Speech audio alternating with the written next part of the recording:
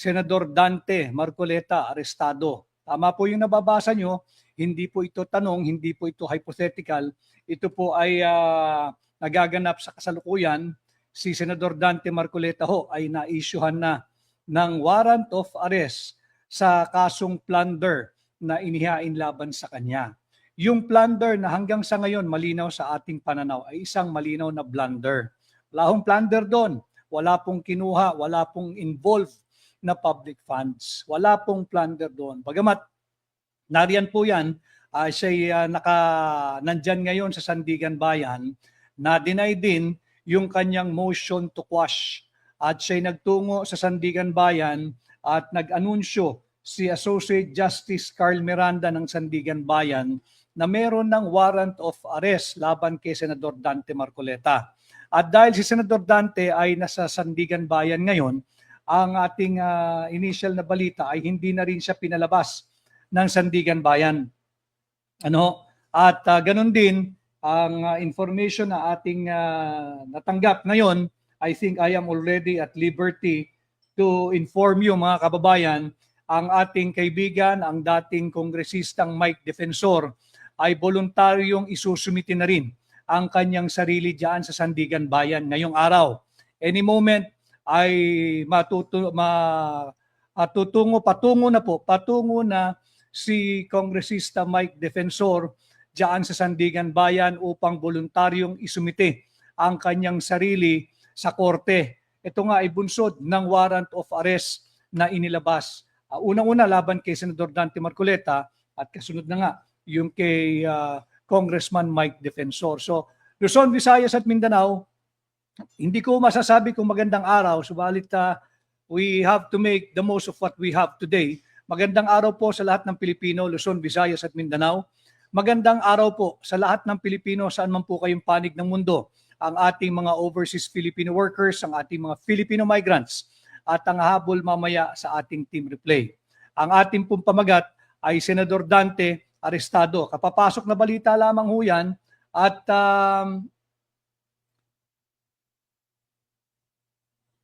tama si Jolen Oliverio Mirasol. Wala si Senador Marcoleta sa impeachment ni VP. Napakagaling ng attorney sana para sa impeachment ni VP. At hindi natin sisisi ang mga maraming pananaw ng kapwa natin Pilipino, kagaya ni Jolen Oliverio Mirasol. Ito ba'y sinadya itinaon sa pagbubukas ng impeachment trial mamayang hapon para wala nang kayang makipagdebate or mag-raise ng issue of law or issue of facts, questionin niya, magko-cross-examine siya, magtatanong siya dyan. Kaya ba yan ay itinaon yung kanyang warrant sa araw na ito, July 6, itinaon sa pagbubukas mamaya ng impeachment trial para wala ng isang abogado na skilled in litigation, na maalam sa batas, na marunong sa saligang batas, at hindi basta-basta mapapaikutan ng mga Bendalo boys diyan sa Senado. Kaya mga kababayan, ito po yung nakakalungkot na balita ay inilabas na ang warrant of arrest laban kay Senador Dante Marcoleta ngayong araw. Diyan sa Sandigan Bayan, ito ay inanunsyo base sa isang newsfeed ni Associate Justice ng Sandigan Bayan, si Associate Justice Carl Miranda, at nandoon na rin si Senador Dante Marcoleta sa Sandigan Bayan, hindi na pinalabas. Pag hindi ka na pinalabas, restrained na ang movement mo, detention na yan. At ganun din ay si aking kaibigan, si Congressman Mike Defensor ay patungo na rin sa Sandigan Bayan, uulitin ko upang voluntaryo, kusang loob na isumiti ang kanyang sarili sa Sandigan Bayan. Hindi na siya kailangan hanapin ng mga law enforcement. Kusang loob na siyang nagtungo diyan sa Sandigan Bayan. Meron magpadala sa akin ng isang video. I'm not sure kung pwede kong ipakita ito. Yung nagpadala, baka pwede mo akong abisuhan kung pwede kong ipalabas ito. A very nakakalusaw ng Actually, nakakagalit na ho ito. Hindi ko na alam kung ano ang gagawing reaksyon ng sambayan ng Pilipino rito. Tama si Gina Angeles Dalio, sobra na sila. Yung nagpadala ng video, kung pwedeng, kung meron akong pahintulot ilabas ito, yung struggle ng isang ama na kinakailangan mo magpaalam sa iyong anak dahil nga tutungo ka na haharapin mo yung panggigipit na ginagawa sa iyo. At kung may pahintulot ako, ipapalabas ko ito para lang humakita ninyo na maantig kayo sa kalunos-lunos na kalagayan ng ating bansa ngayon sa ilalim ng isang tyrant or a dictator leader na si Bongbong Marcos. Ano? So ito yung balita natin ngayon. Denied yung motion to quash ni Senador Dante Marcoleta.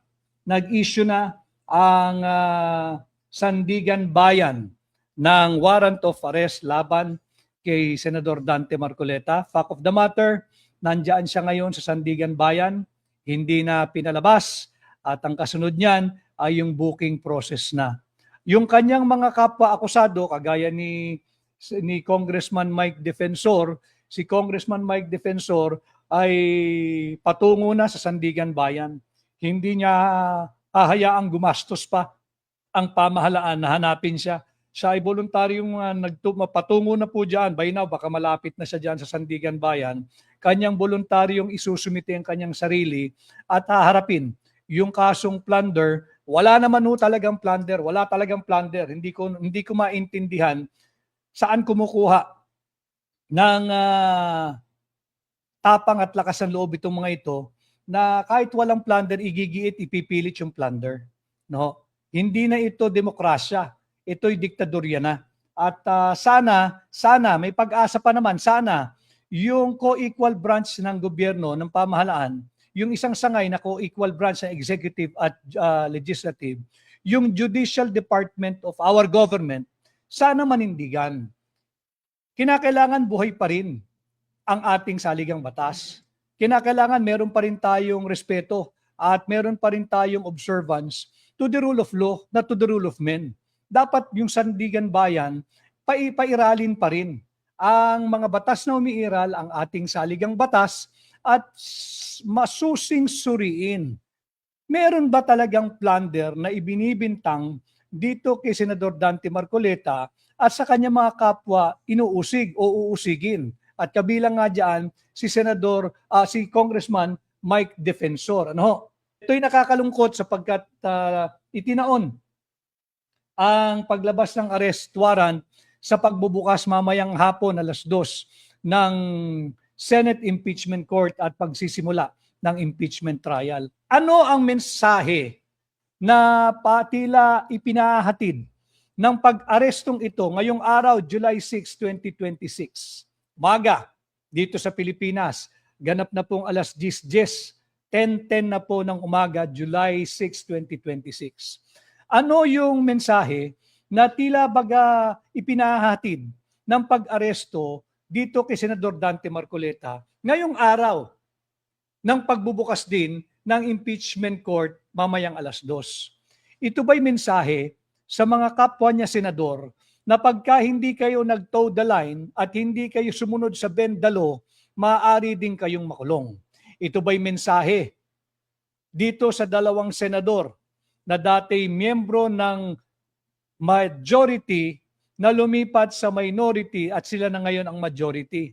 Ano na ang nangyari doon sa nakaambang kaso laban doon sa dalawang senador na dapat sana'y nauna pang nakasuhan o makakasuhan kesa kay Senador Dante Marcoleta?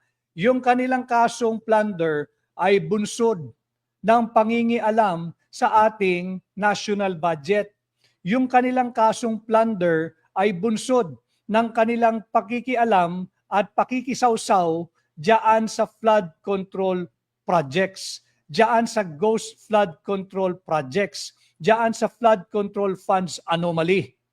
Yan yung basis sana nung dalawang ikakaso sa dalawang senador. Subalit ang kanilang paglipat sa ngayong majority ay hudyat na sila ay absuelto na. At yung taong naninindigan para sa saligang batas at para sa katotohanan at para sa rule of law, katulad ni Senador Dante Marcoleta, ngayon ay nahaharap sa isang non-bailable. Ang warrant of arrest hindi pa malinaw kung merong recommended bail o ang pinataw ay non-bailable na rekomendasyon kaya makukulong si Senador Dante Marcoleta. At kaugnay niyan, kukuha pa tayo ng ibang information kung ano man papasok. Si Mike Defensor ay papunta na rin sa Sandigan, kagaya ng aking nasabi kanina. At siya ay voluntaryong susumiti ang kanyang sarili sa jurisdiksyon ng Sandigan Bayan. Nandyan pa naman sina Senador Alan Cayetano at Senadora Pia Cayetano, both bright senator lawyers. I hope and I wish and I pray that Senator Alan Cayetano and Senator Pia Cayetano will remain true to their commitment to the Filipino people, that they will uphold the rule of law, that they will abide by the Constitution, at lalabanan nila ang lahat ng bend the law efforts na magaganap diyan sa impeachment. No? Yung impeachment muna, habang nag-aantay pa tayo ng panibagong update dito sa pag-aresto na kay Senador Dante Marcoleta at sa pagsuko ng voluntaryo ni Congressman Mike Defensor. Sabi ni Mepol Bautista, mga magnanakaw na kampon ni Bangag, magbunyi na kayo, tuloy-tuloy na ang pagnanakaw nyo, mga fishty. O mga peste talaga yan. Oo.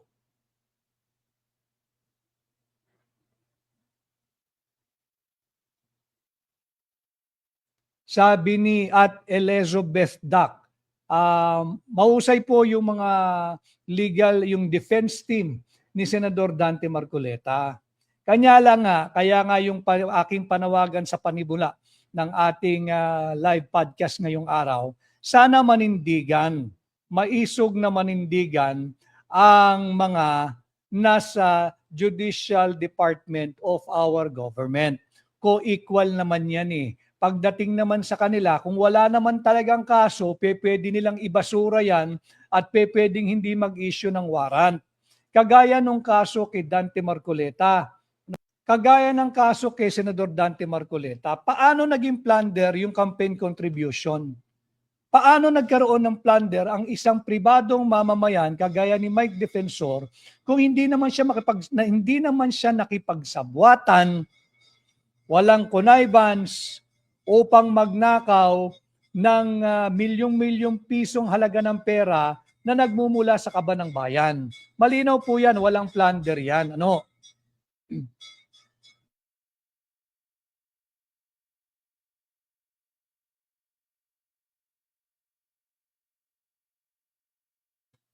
Sabi ni at FMLS, nakakapanginig ng laman ang injustice sa BBM government.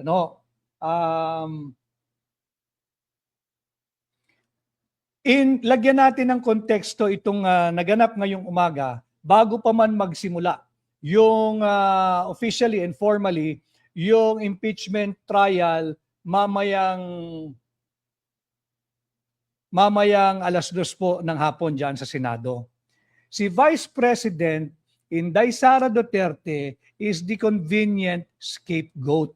Scapegoat ng inefficient at bangkaroteng Marcos Jr. administration. She, the Vice President, is unfairly blamed. Together with her father, President Rodrigo Roa Duterte, they are unfairly blamed to cover up for the greed and the corruption that is the trademark, the hallmark of the Marcos Jr. administration. Scapegoat lamang sila upang yung dapat talagang managot at panagutin ay makaiskapo, makalimutan ng sambayan ng Pilipino.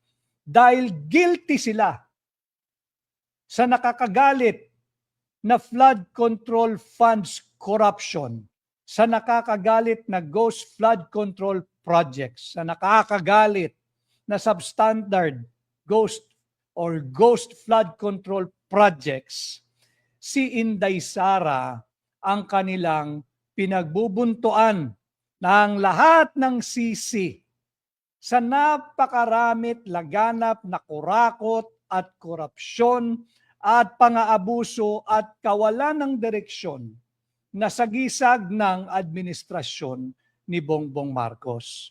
VP Inday Sara is the convenient scapegoat para pagtakpan itong issue ng laganap, talamak, lantarang, kurakot at korupsyon na ating nasasaksihan at sagisag ng Marcos Jr. administration.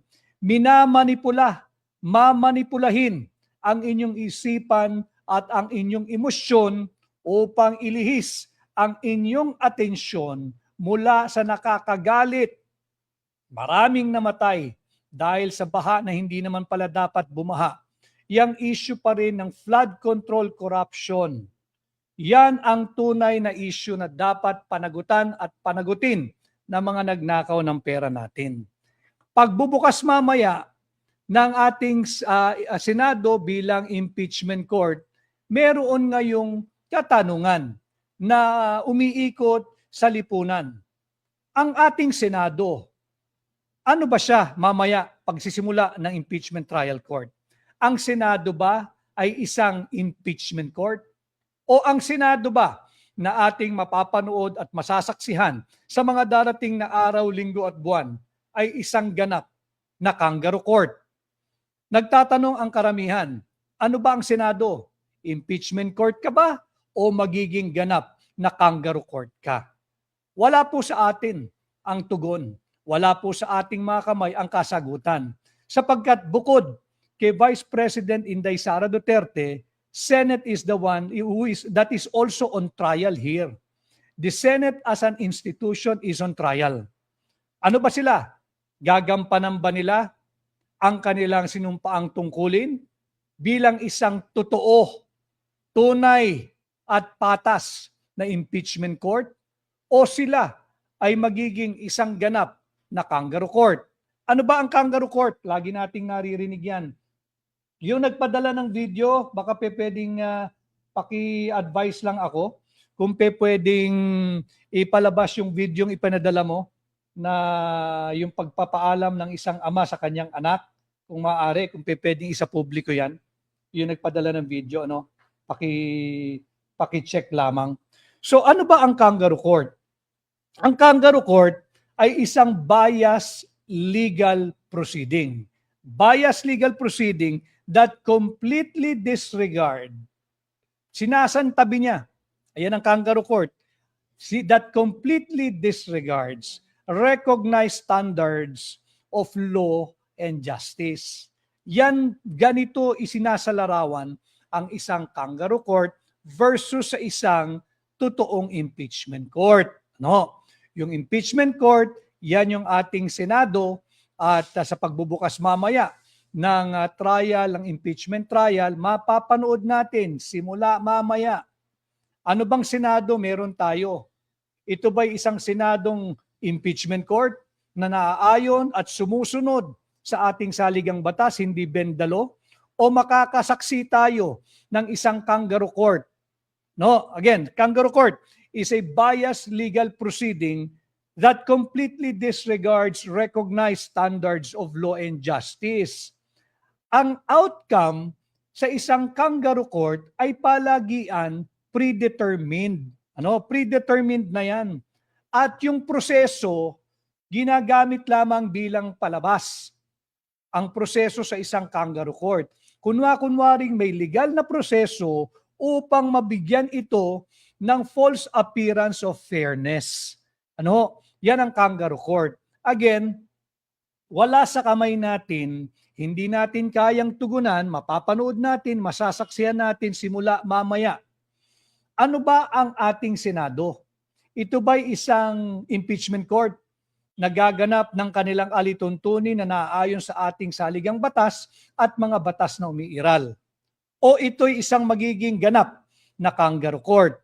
Kangaroo court, again, is a biased legal proceedings that completely disregards recognize standards of law and justice. Walang pakialam sa saligang batas ito, walang pakialam sa batas ito, at kadalasan sa hindi, yung outcome predetermined na. Hindi pa nagsisimula yung hearing, meron na silang desisyon. Yan yung karakteristik ng kangaroo court.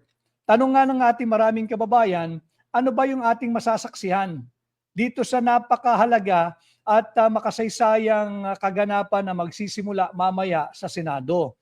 Ang Senado ba'y gagampanan ang kanilang tungkulin bilang impeachment court o magpapagamit sila at magiging isang kangaroo court?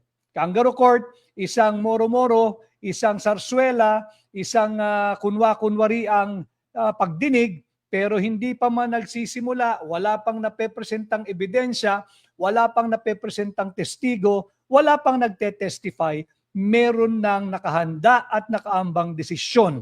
Yan ang karakteristik ng isang kangaroo court. Sa anong pagkakataon, sa anong sitwasyon nagkakaroon ng kangaroo court? Nagkakaroon ng kangaroo court sa isang authoritarian rule o yung isang dictatorship.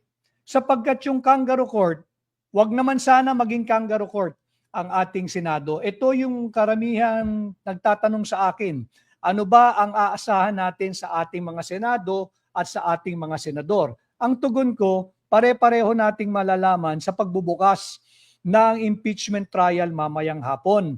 Atin silang pagpanuorin, magmasid tayo, obserbahan. Sila ba'y gaganap sa kanilang tungkulin bilang senator judges at gagampanan ang kanilang katungkulan bilang impeachment court o patuloy na magpapagamit at magiging isang ganap na kangaroo court? Ang kangaroo court, ito ay ginagamit na armas ng isang dictatorial rule or dictatorial or dictatorship na diktador na pamahalaan upang gipitin ang mga perceived opposition. Si katulad ng leading opposition figure, ang tunay na opposition, si Inday Sara Duterte. Yung mga nagpapanggap na opposition, wala po iyan. Yung alyansang Makabayan at Marcos, yung alyansang Akbayan at Marcos, yung alyansang Hilaw na Dilaw at Marcos, yung alyansang Simbahan, Banal-Banalan at Marcos, wala po iyan. Nag-iisa lang ang tunay na oposisyon at yan po ay si Inday Sara Duterte. Kaya hindi nakakagulat na siya ay ginigipit. At gamit ang traditional media, yung mainstream media, kagabi pa lamang, umuusok na yung propaganda ng mga nais sikilin at gipitin si Vice President Inday Sara Duterte. Meron ng mind conditioning. Ang laban no ay nasa public perception na, kanya mahalaga ngayong araw ng Lunes, July 6, sa pagbubukas mamaya ng impeachment court, sa pag-aresto kay Senador Dante, yung pagsuko ni ni Congressman Mike Defensor, by now siguro ito'y nasa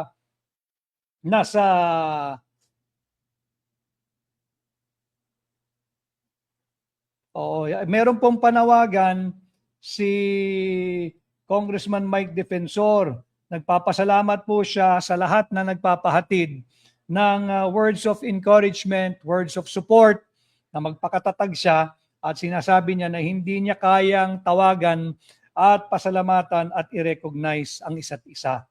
Si Senador Dante ho ay hindi na pinalabas sa Sandigan Bayan at patungo na rin doon si Congressman Mike Defensor. Yung mga nasa area, kung maaari po kayong dumaan diyan sa Sandigan Bayan upang magpakita ng suporta, pakikisa at ating pagtutol sa diktadorya, ating pagtutol sa weaponization of the law, ating pagtutol sa bend the law. Sana ho ay makadaan kayo. Yan po ay panawagan at pakiusap ni Congressman Mike Defensor na maya-maya lamang ay nandiyan na at makakasama na si Senador Dante Marcoleta. So yan po yung kanyang panawagan. Yung mga nasa paligid po ng Sandigan Bayan na nais magpahayag, payapang pagpapahayag ng pakikisa at suporta sa nagaganap na pag-aresto kay Senador Dante Marcoleta at ganun din sa pagharap. Voluntaryong pagharap ni Mike Defensor. Maaari po kayong dumulog dyan sa Sandigan Bayan, pakita ninyo ang inyong pakikisa at ating pagtutol sa Bend the Law. No, Bend the Law. Sabi ni Jerome Duarta Diola, wala talaga Pinas, kawawang Pilipino. Yan yung nagiging sentimiento ng maraming Pilipino, pero wag po nating isusuko yung laban. Wag niyong sukuan ang ating bansa. Wag ninyong tigilan ang inyong pagmamalasakit sa kapwa natin Pilipino, sapagkat pagka tayo po'y bumigay, pag tayo po'y sumuko, lalong sila ay tuwan-tuwa habang buhay nilang ibebend the law. Ano? Sabi ni Ataryugo,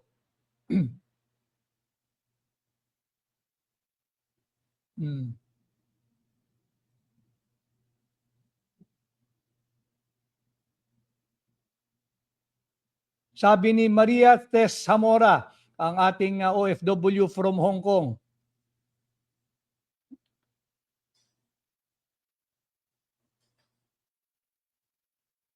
Sabi ni Grama Betty, no?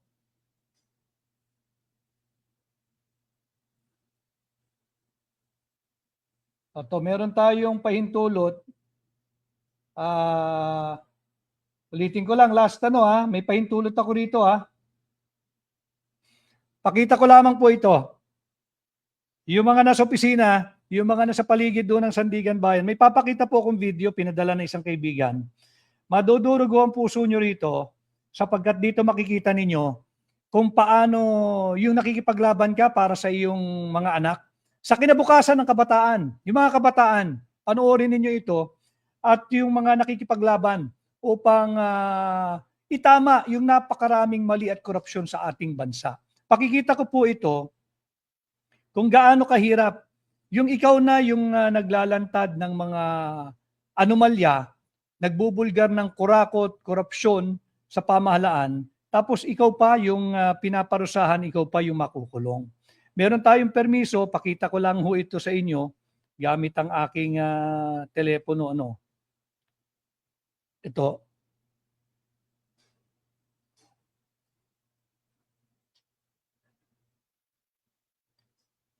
Ito yung kuha kanina bago umalis ng bahay si Congressman Mike Defensor. Kanyang ginising at siya'y nagpaalam na sa kanyang anak dahil nga alam niya na siya ay anytime aarestuhin. Kanya minarapat niya na yapusin, hagkan sa huling pagkakataon muna sa ngayon bilang isang malayang mamamayang Pilipino ang kanyang pinakamamahal na anak at nagpaalam. Very, very touching po itong eksenang ito.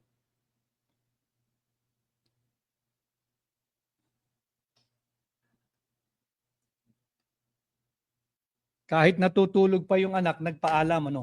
So, ito yung nagiging kapalit ng pakikipaglaban. No? Sabi ni Pobreng Pinoy, hindi nakaplay. Nakaplay po yun. Ano lang po ito? Mabilis na version. Pakita ko lang uli.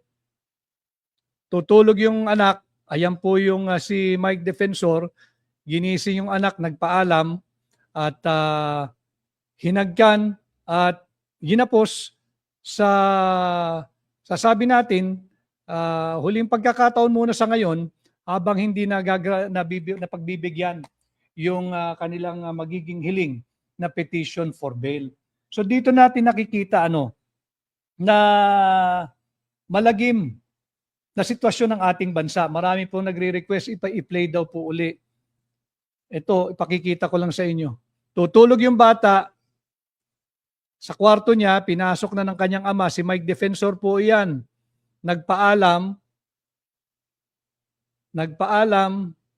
hinagkan, hinapos ang kanyang anak sa huling pagkakataon muna sa ngayon sapagkat kung non-bailable ang sinampang kaso sa kanya, mapipiit po muna siya at si Senador Dante Marcoleta. No? I'll play it again para po dun sa kakapasok lamang.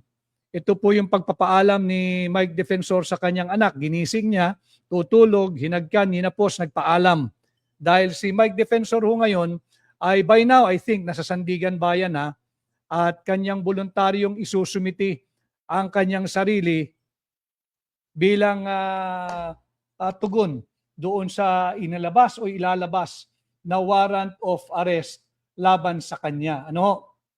Ang kanyang pakiusap, binasa ko kanina yung kanyang mensahe na yung mga nasa area po sana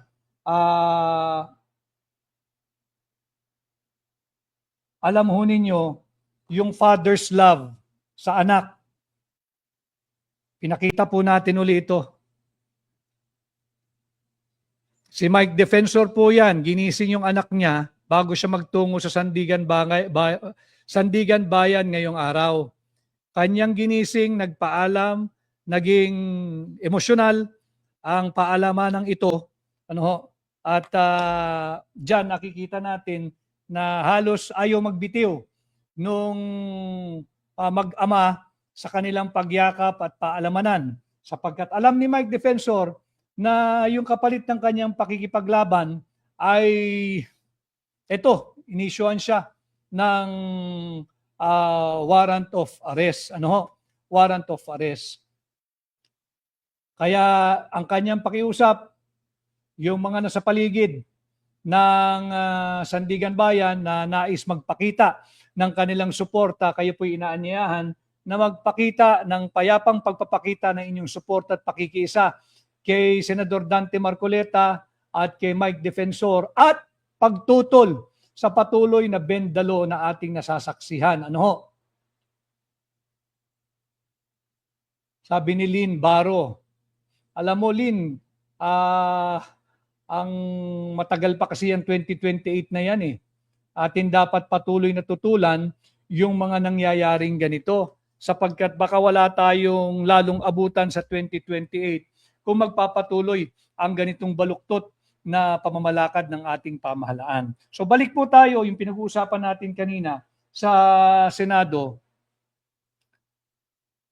Sagutin ko lang po ito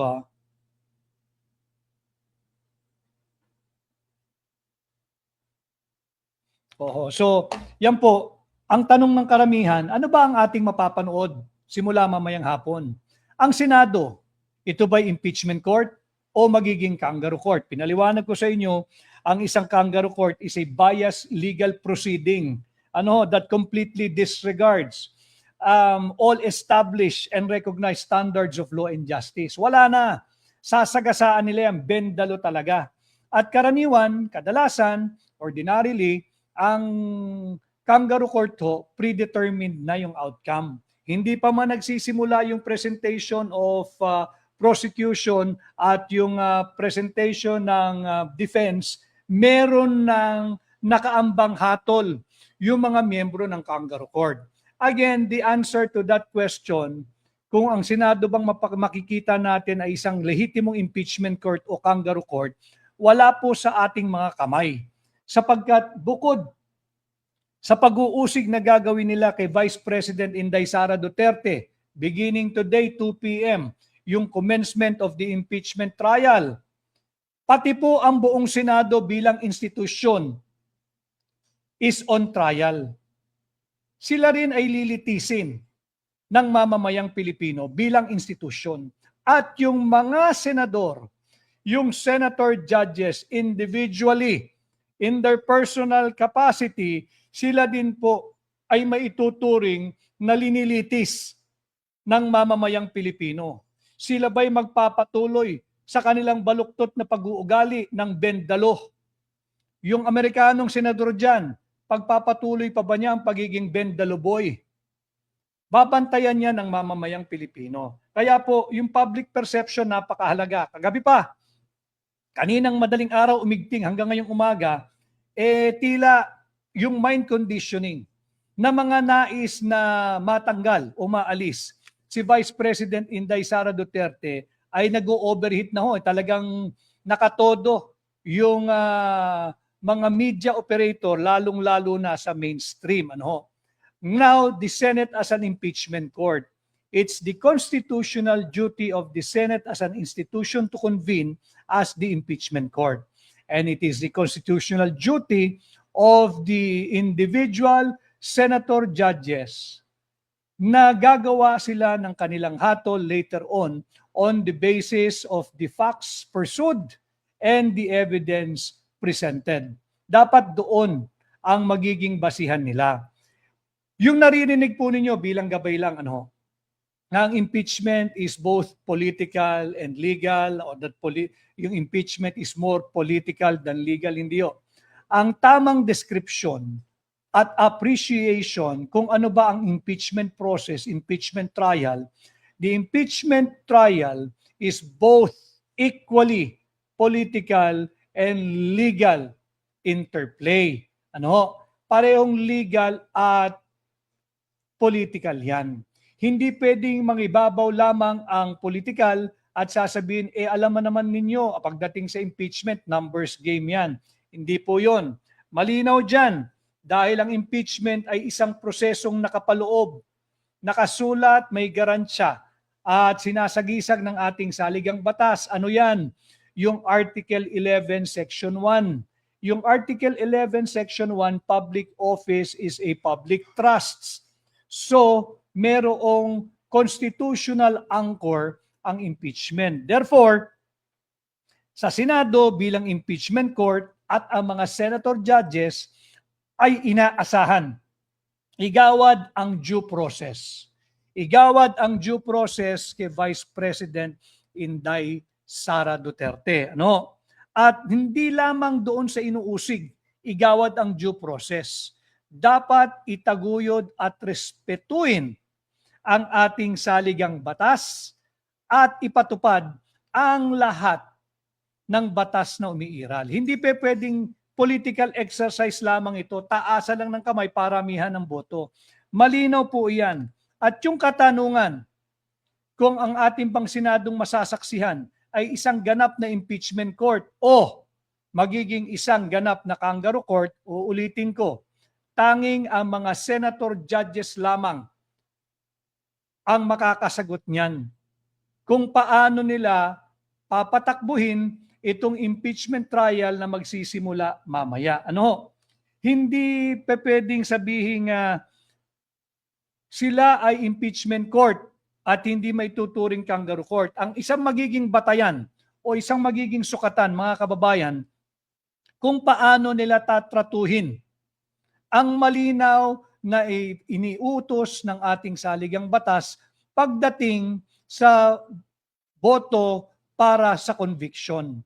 Malinaw dyan, para ikay makonvict sa isang impeachment court, kagaya ng nangyayari ngayon at mamaya'y sisimula na nga ang pagdinig kay dito sa gawa-gawang kaso laban kay Vice President Inday Sara Duterte. Apat po yung articles of impeachment. Unang-una dyan, yung isang article, yung alleged misuse of 612.5 million confidential funds. Itin ko alleged misuse of the 612.5 million confidential funds. Samantala, yung 556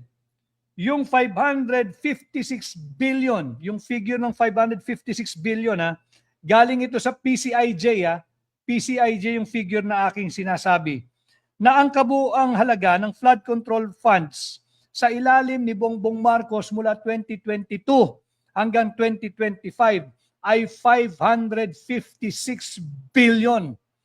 556 billion. And yet walang napapanagot, walang pinapanagot.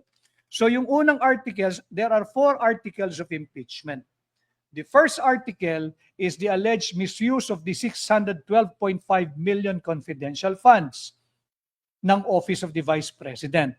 Yung ikalawang article ay yung sinasabing unexplained wealth. Yung pangatlo ay yung sinasabing bribery nung siya ay nanunungkulan pa bilang kalihim ng Department of Education. At yung pang-apat na article ay yung sinasabing grave threat laban kay Bongbong Marcos sa kanyang may bahay at sa kanyang pinsan.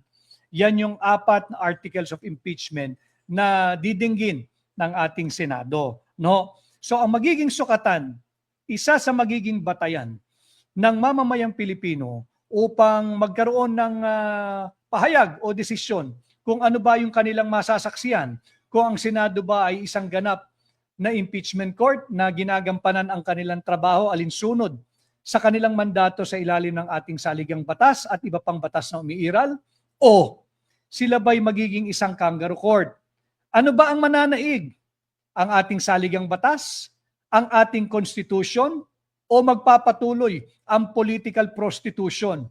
Ito po yung mga tanong na kumakalat po ngayon sa lansangan, sa mga social media at sa mga usap-usapan. Ang tanong nila, ang Senado, impeachment court nga ba o kangaroo court? Ano ba ang mananaig? Saligang batas, yung ating konstitusyon, o patuloy at lalawig pa ang political prostitution?